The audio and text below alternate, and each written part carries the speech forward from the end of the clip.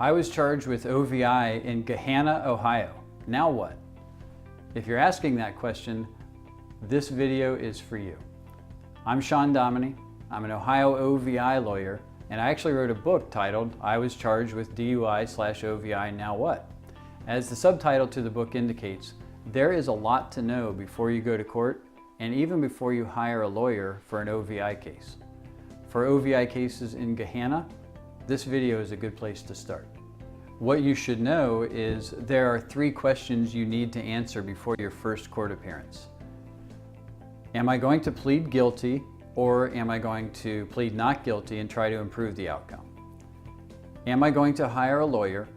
And if so, which lawyer am I going to hire? Now you may expect me to say, you definitely need to hire a lawyer and you should hire me.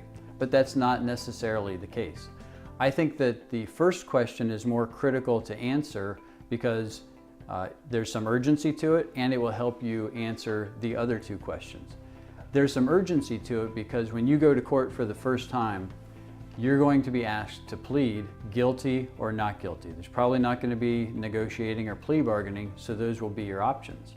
And in order for you to make an informed decision at that point, there's some information you want to have going in.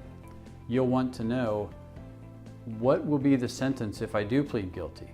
What will be the collateral consequences of an O.V.I. conviction that may stick with me for the rest of my life? If I plead not guilty, what's the court process going to be? How does the prosecutor try to prove my guilt? How is evidence used? How do I introduce my own evidence or present my own defense? And what's the likelihood that I may achieve my goal of possibly avoiding an O.V.I. conviction? Now, to help you learn more about those topics and answer those questions, I've created a series of videos. Those videos are on my YouTube channel, and they're also on my website.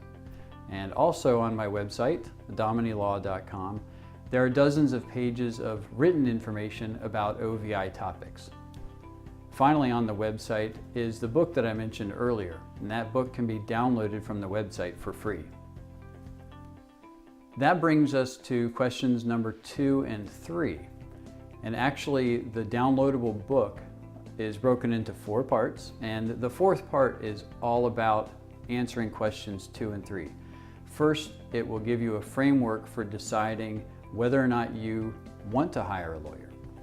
If you decide you do want to hire a lawyer, it will give you a framework for knowing what are good qualifications to look for in lawyers, how to do research on lawyers, and how to find a good one. There is a lot to know about O.V.I. cases, and I know that can be overwhelming, but the information is available, and you can educate yourself before you go to court and before you hire a lawyer. As you do that, I hope that you use these resources that I've mentioned, and I hope that you find these resources are helpful.